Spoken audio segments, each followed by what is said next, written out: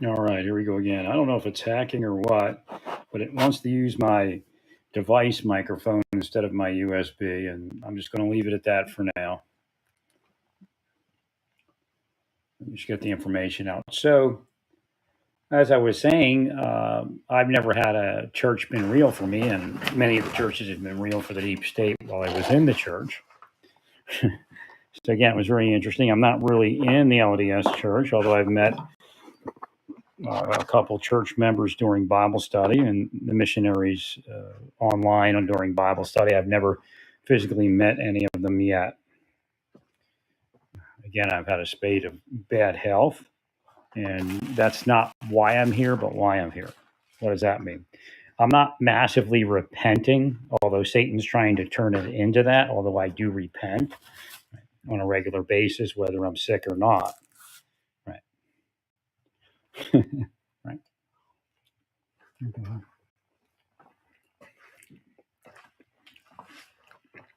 Well, something happened. I don't know. A lot of things going on around the planet. Church opened up.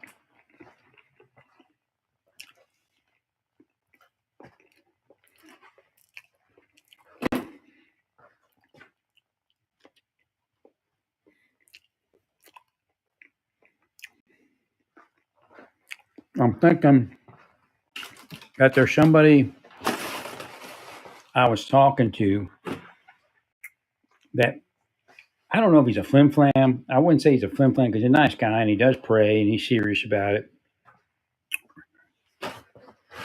But and I'm not going to reveal who he is, and I'm not saying it's surely this, but I think if I gave him money, he would talk to me like he did before.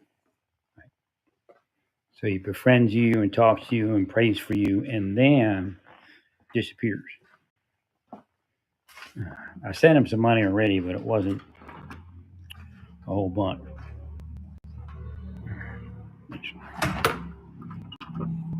You know, people don't have money, and time is money, and all that.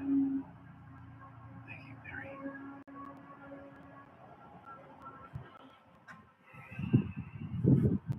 But he definitely changed.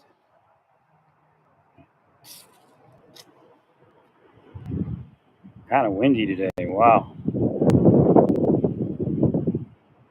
trying to bait me to stand in the breezeway there. Right. I want to come out and get some sun. I might actually go up on a patio. A little bit too windy out here. Well, I tell you, it was close. I was getting healthy on my body, and my hearing was okay. It wasn't great, but it wasn't where it is now. But it's just the next part of the journey. I'm not, overly joyed with it. But again, I'm being attacked to freak out over it. So I'm being possessed. I'm not only being possessed to have downturn in my life. I'm being cursed and spelled to have downturn. There, actually, I can't call it downturn. I already explained how I just tried to get you all to stop. Again, I've told you I can't do anything. I've already made parameters where I can't curse anybody. But I actually, believe it or not, I had to do that to stay up. But I think, right, when I slowed down, it fell apart. Right.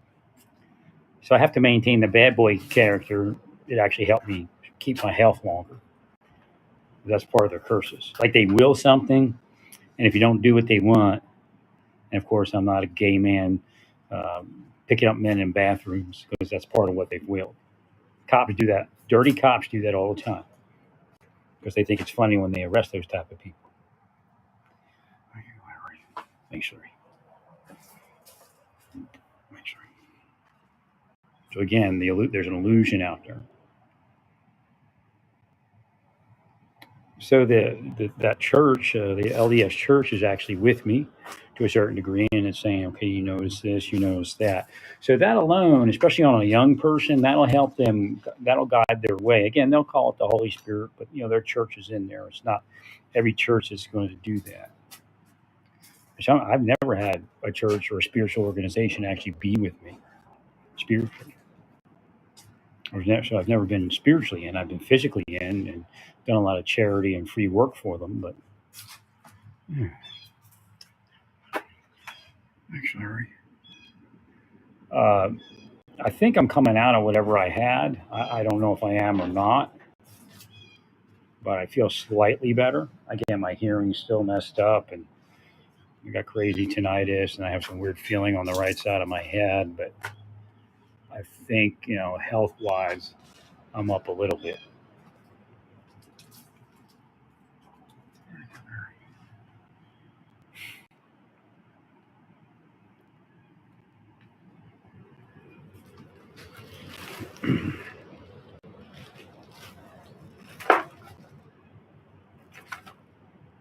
So they were, focusing on the women and saying, that's an open invitation. That woman has an open invitation for you to see her.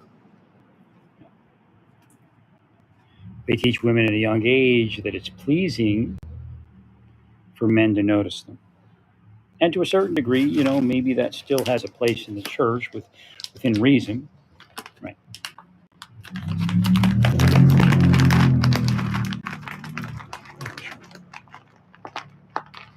But again, within reason. I bought a bunch of myrrh, and none of my myrrh has ever worked out. I have no idea what's going on with this myrrh. Bought some from Amazon, and I've had money refunded. The woman, I didn't force it, but it actually, some of the myrrh is downright offensive. So I don't know. See what I get out of that frankincense and myrrh.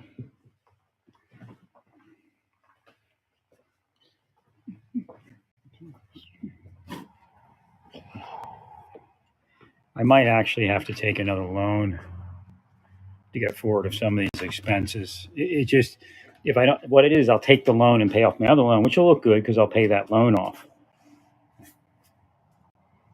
And then I'll use those funds to pay off the hearing aid, the brakes on my vehicle. They're doing my brakes right now. Actually, they're just the rear. I'll get the front done later. I didn't want to spend that much time. So, interesting enough, I needed to see an allergist and update my information. She told me to take 2 doses of Claritin a day.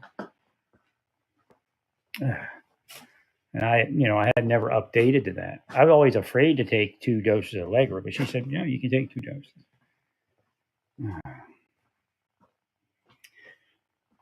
So again,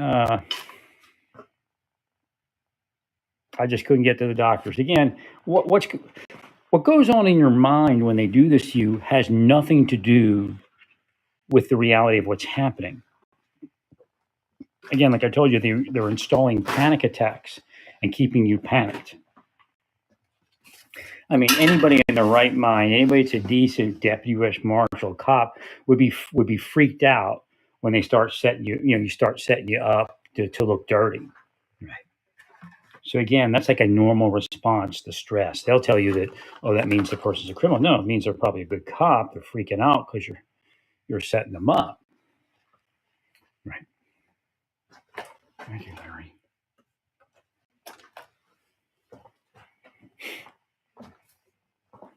So here's another part. So I see this woman all the time, and I'm like, why am I seeing her? And she, we had discussions. She's from Florida, and so I said, man, maybe I'm seeing you because we're Floridian, and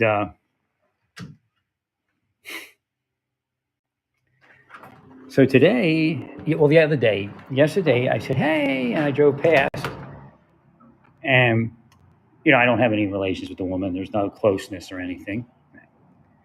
I said, hey, and she just looked down, and I guess she was with her dogs and she was cleaning the stuff, and I want to make sure her hearing was okay.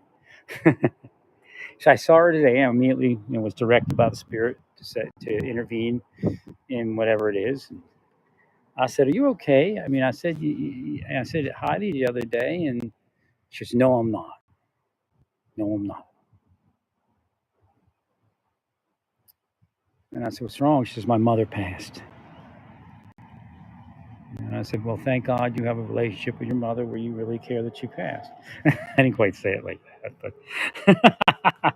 but I take back a lot of what I said about my mother. I'd say it in jest. I don't take it back. I just say it in jest.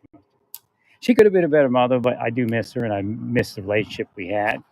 It could have been better. Again, if we had followed through in some of the promptings that she should have, she was afraid. People were following her, and she was afraid to co-sign on a mortgage, and she should have. It would have been great. I'd still be in Florida. May even still be living with me or nearby. Thank you, Larry. So we got to talking, and I gave her, again, I said, like, I'm human here. Just because I tell you about the spiritual side of it doesn't mean that I'm Mr. Rock Steady and, nothing bothers me and nothing should bother you. But you have to remember this isn't forever. This place is temporary. She goes, wow. And she said, well, I was really close to my mom. And I said, God bless that you were, that you had a great relationship with your mother. That's, that's a treasure.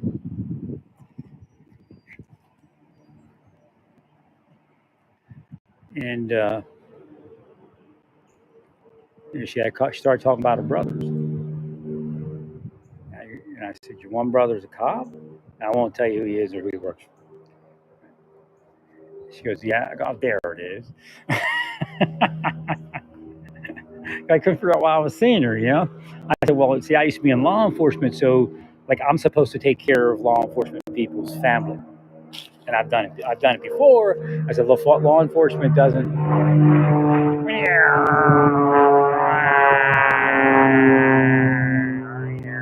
Hey, FBI, how you doing up there flying around? Keep it down up there. So, all right, spirits, hold it down. So I said, that's what it is. I said, law enforcement don't take care of me, but I take care of law enforcement and their family. And I said, but if some cops took care of me, they might not even have a job or even be alive.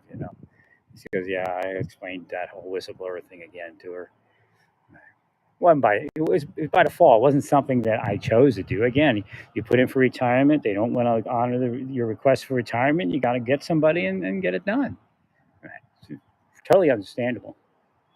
I mean, they're trying to send me a fitness for duty like 8 months after I left the Marshal Service.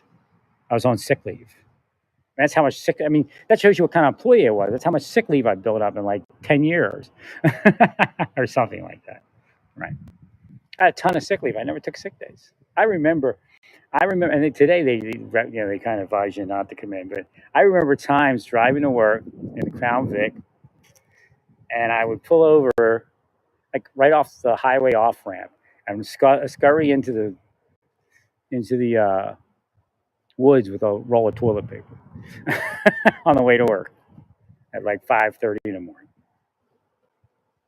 Stomach virus was that bad. Mm.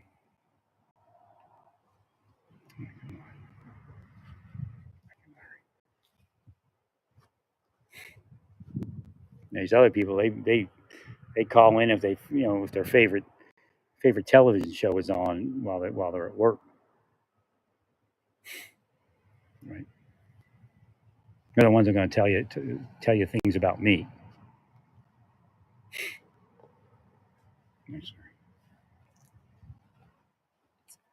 But yeah, so I just let her know, and I did my best to comfort her. And she likes the maintenance guy here more than she likes me. I don't know. I guess again, we don't always, and I've been that way where I always don't see the person I need to talk to. And again, she was friendly, and we spoke for a while and all that.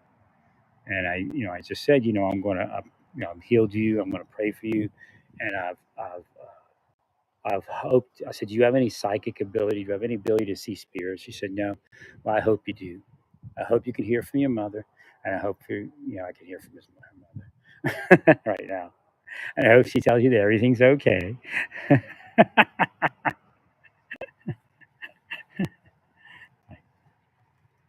you, Larry.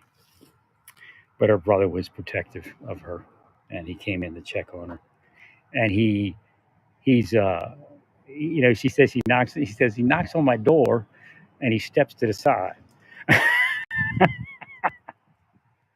So, he said it was a habit. He said, "There was nobody at my door. What are you doing?"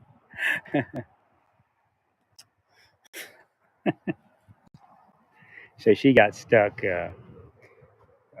Not stuck. She got confused because he was at the door, but he was standing to the side of the door. May heal her stuck in something. Thank you, Larry.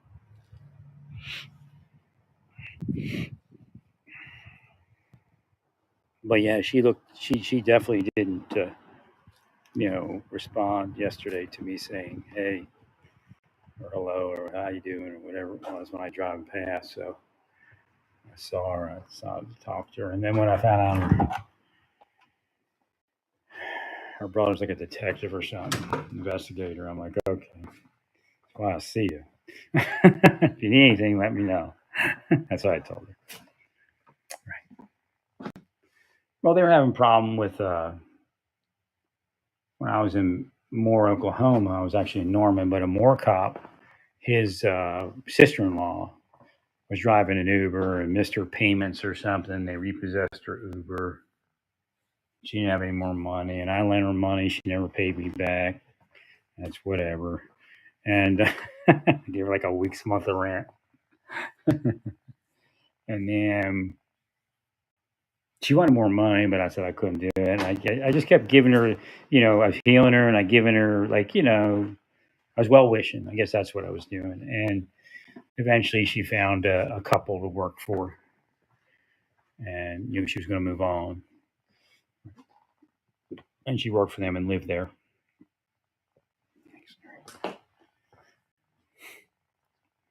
So I gave her some money so she'd have a place to stay for at least a week. Well, they were actually giving her money too, and I guess it was causing a lot of consternation between the officer and his wife. Right.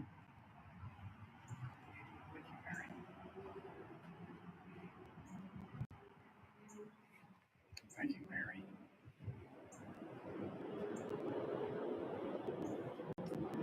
So the church of Latter Day Saints is definitely in somewhat. Again, kind of day late, dollar short, but it is what it is. So it's weird because when I start reading about the church, it's actually, if you want to get married, that's probably one of the best churches to be in, short of Reverend Moon's. Right. Well, apparently they believe in the divine marriage and all that, and marrying is part of what they attempt to do. Now, they don't believe in same-sex marriage. Um, they do have a focus on disabled people, and what I would tell them is, and again, I don't mind asking them to approve of same-sex marriage. I'm just not doing that. But what I am saying is, understand, if you truly understand what spiritually disability is, right? It's a disability. Transgender and even same-sex marriage and all that. It comes from a disability. Well, it's caused. It's not natural. And again, you can't teach Christianity when you don't acknowledge that something happened. You can't say, okay, you can say that it's okay to be gay. Again, that's kind of where they are with it. They kind of say, well, we're not saying that you can't be gay. We're not saying that you can't, do this, you can't do that in your world. But in our world, we have a standard where we do it a little different. Dragon Mary. Thank you, Mary. Well, you heal it. That's what you're supposed to do. You just heal it and then give it to God. I've done that many times over.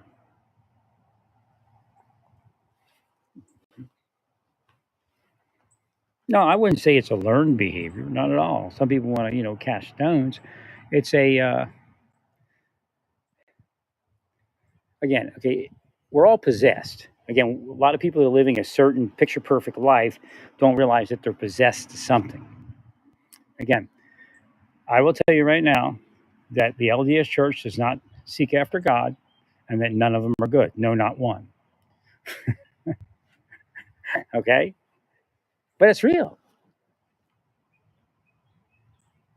So again, they're going through a journey, and I'm not sure where it's going to go when they leave the planet. I think they'll be exalted somehow.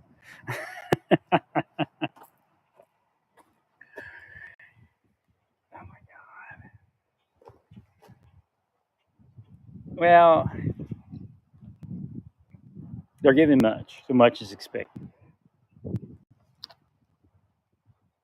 So when you look at somebody from a spiritual perspective and you believe people should be heterosexual and birth gender, that's fine if that's what you believe. The sticking point is, where do you put people that aren't?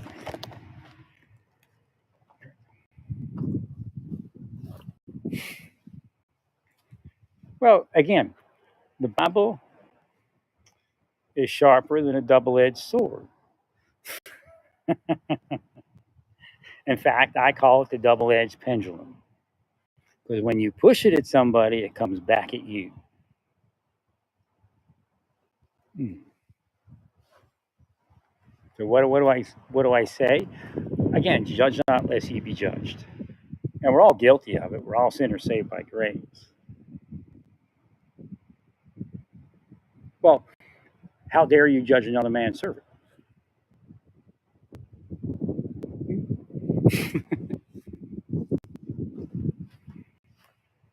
So again, just again, how do you carry it?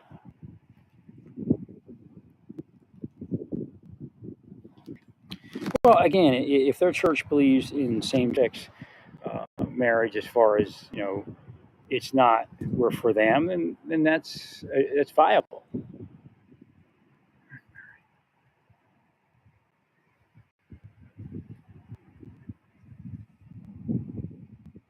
Well, the idea is to understand that something happened to change them, but it doesn't make them less than anyone else when we look at the bigger picture of things. Well, because you cause strife. The LDS Church causes strife by default. Again, I put it where, again, the LDS reached out to Harry Christus before, so it's a good example. Srila Prabhupada says, you're a vegetarian, but you kill ants and you kill insects. So why are you going to judge the other people? And again, he has a few things to say, but right. Well, again, there's no one on earth that hasn't killed some sort of life form. You see the equalization of what's actually happening.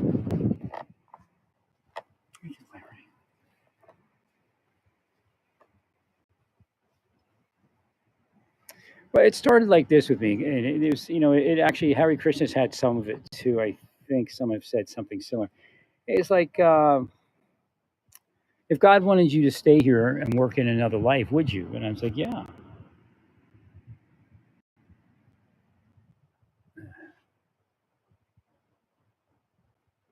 What if your reward wasn't heaven? That's a big one with God. That if God removes all the blessings and or at least even in thought says, what if all the blessings were gone? What if there is no afterlife for you? What if you go somewhere and it's just, you're back in another life, trudging along, joining the LDS church or whatever religion?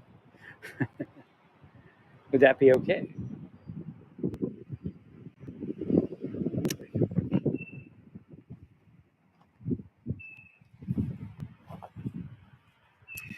And in fact, on this planet, devils have stolen the promises. And that's why Jesus came. But it's still happening today.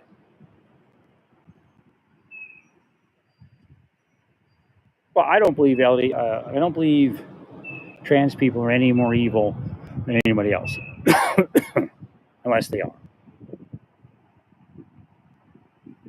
Well, like I said before, somebody could say that the trans people are evil, but when you look at who they are spiritually, they may be the devil that causes transgenderism and gender dysphoria, and then points the finger at them. Again, remember, angels of light and ministers of righteousness is what they appear as.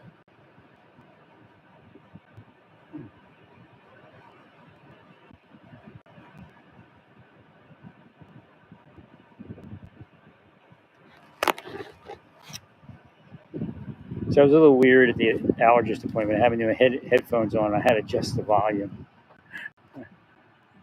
The allergist was like booming.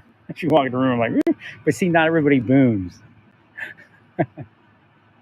She had the voice at the right frequency to boom. So that's why it's almost better to get an allergist that could, or a person that can program it, right? A tech. So they could adjust it once it comes in, right? And once they program it for your hearing test. Now,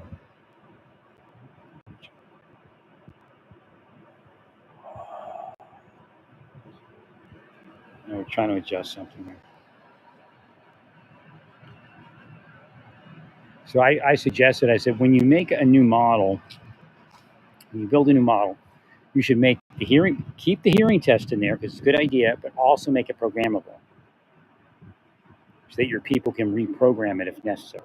Or if I hand them a hearing test, they can program it based upon the hearing test. That's where they messed up. Well, because they say, okay, we're going to do it this way, but it doesn't cost them any more money to make it programmable. I mean, a small amount.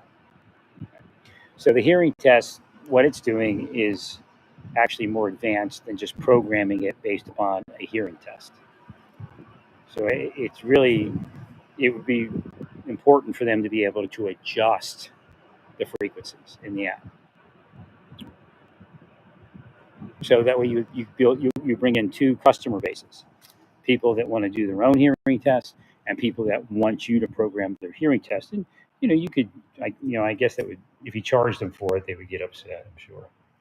There's people like, I paid for this and now I got to do this. Thank you, sir.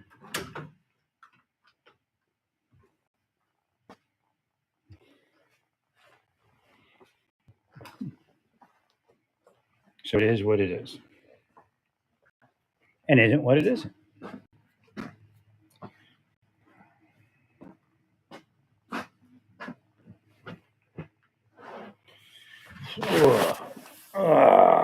What a day.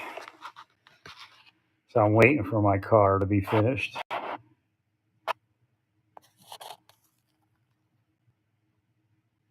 My other headphone or my other hearing aid is supposed to be charging and it's not.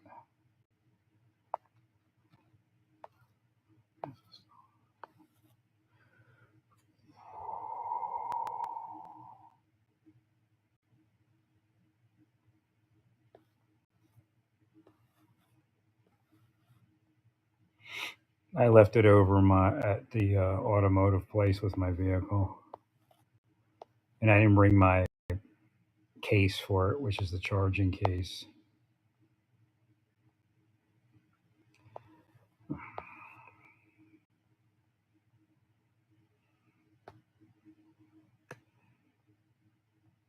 Oh, my air purifier filters are here, but they're in the concierge. Concierge. All right, we have a mass shooting somewhere.